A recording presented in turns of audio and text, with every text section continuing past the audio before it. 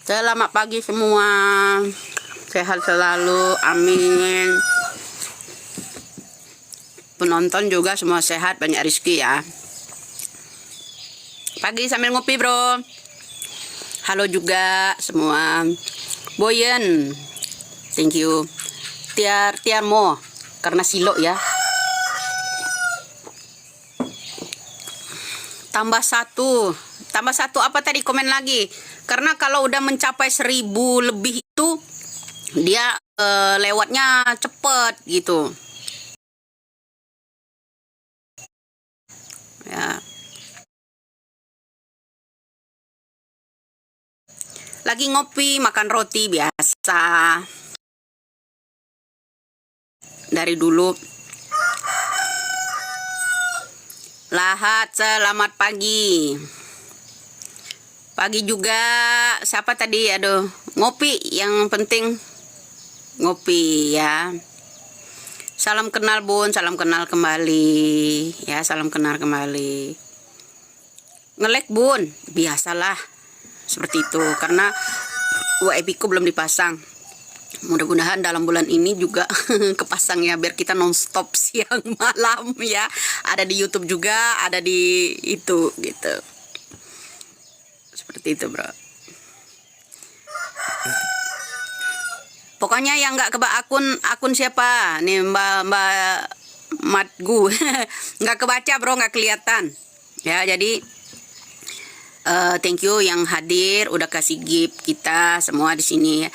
Aku tadi ngubungin yang namanya Evander ya, Evander Indigo ya, biar kalian jelas siapa saya. Jadi seperti itu ya. Saya tuh mau menghadirkan sebenarnya ya pagi ini itu bersama Evander ya, Evander, cuman karena WA-nya baru di checklist, mungkin masih tidur ya gini hari ya. Ya. Jadi tadinya mau bergabung ya bersama Evander. Apa namanya, kita bahas masalah orang-orang yang tak percaya santet dan itu ya. Memang nggak percaya atau tidak itu hablum minallah dan hablum minannas itu kan berdampingan. Cuman orang memiliki kehebatan, memiliki kelebihan itu menjahati orang lain gitu. Ada Contoh ya, saya ceritakan ya. Saya dulu usaha saya besar sekali usaha saya. Tetangga sebelah yang nggak pernah ada jarak sama sekali dengan saya, ya tetangga saya. Padahal dia itu guru pengajian, pemimpin majelis taklim. Seorang ibunya setiap hari saya santuni, kasih zaman itu ya, zaman 2010, 2013 itu saya santuni orang tuanya itu karena udah lansia. Setiap hari nggak anak saya ngasih jajan itu 20.000 rupiah dulu ya, dikasih juga makanan gitu ya. Tuh tiba-tiba ya beberapa bulan kemudian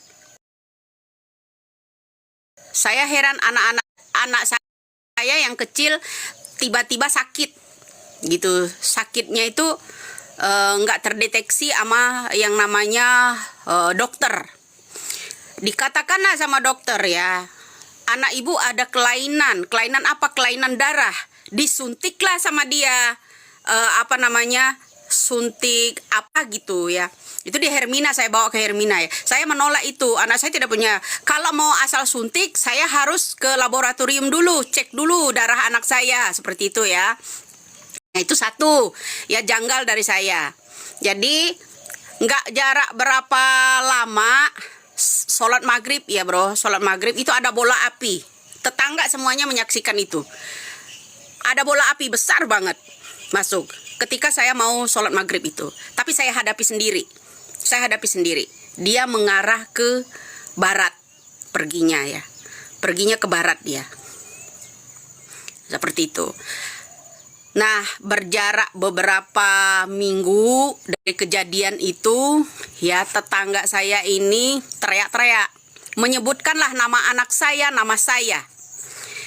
Anak dari tetangga itu, ya, datang.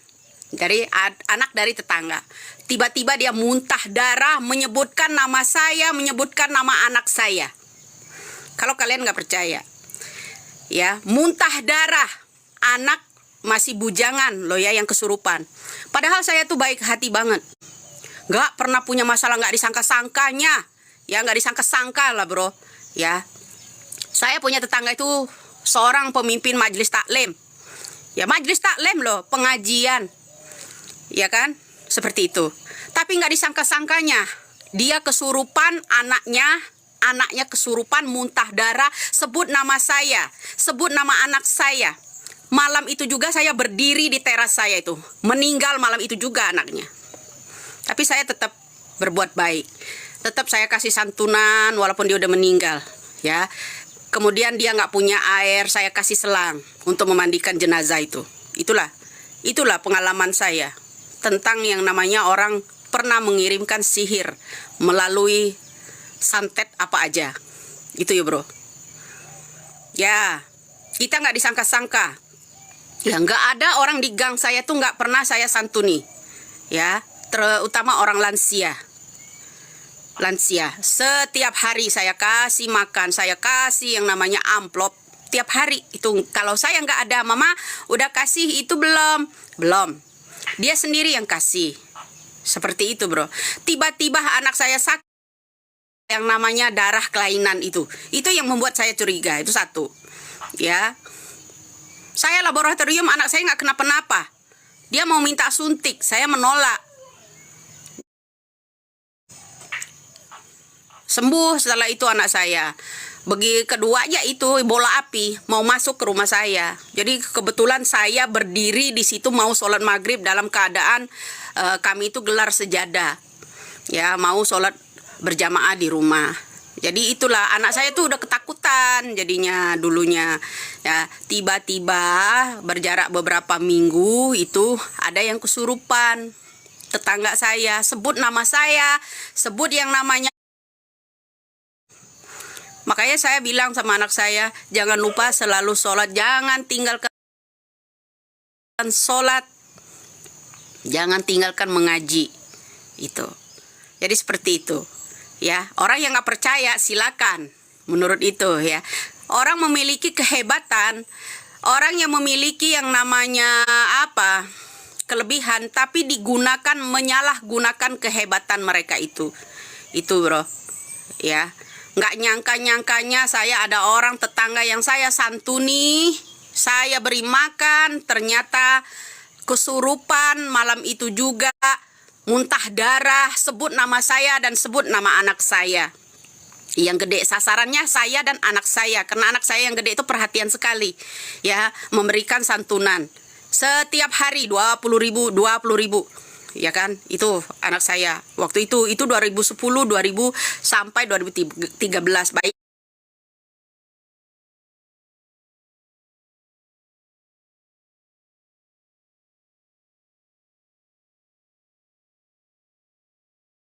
ya, setiap pertemuan di gedung DPRD, kemudian ada di gedung Patriot pada waktu itu.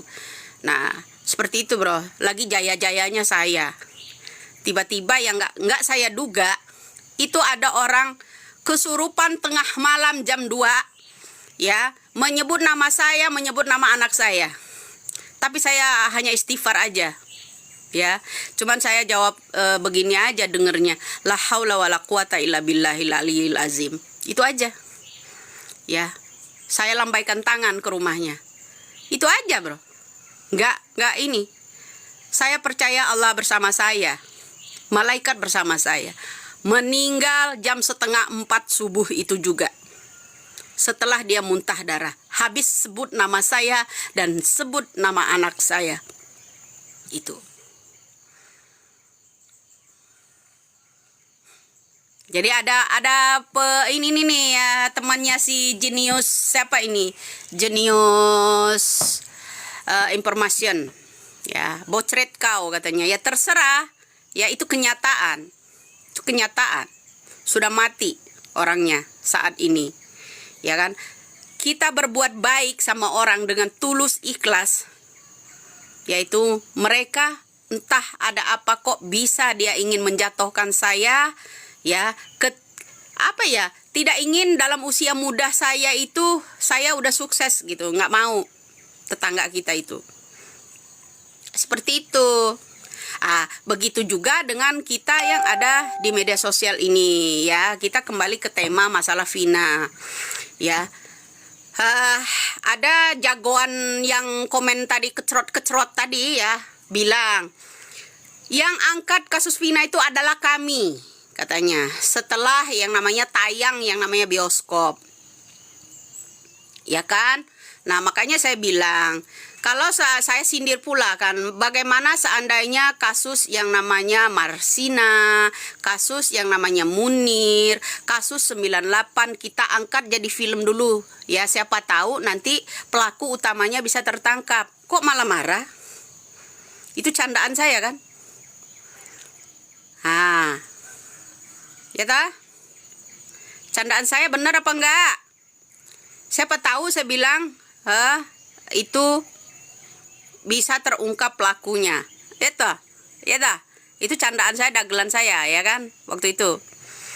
Nah, ada pula kemarin ada room yang saya intip-intip, termasuk ada pengacara yang katanya mengangkat itu. Tapi sayalah yang mengangkat yang namanya, kalau kasus itu diawali dari Ibtu Rudiana dan kawan-kawan. Jadi itu aja, ya. Kedua, ya, mereka setelah yang namanya mengangkat kasus Vina ini, ya, menciptakan yang namanya tersangka baru. Arti menciptakan itu rumit sekali loh, ya, kental sekali, mendalam sekali buat saya. Kalau mereka menciptakan bukti baru, menciptakan tersangka baru, bisa aja terkena. Kalau saya nggak berpower, orang-orang di netizen nggak berpower, apa jadinya? Bisa jadi yang namanya Peggy Setiawan itu menjadi tersangka baru, ya kan? Dijeruji pula seperti yang 7. Nah, perjuangan ini bro, ya, kita dukung orang-orang yang akan melaju ke sana, ya.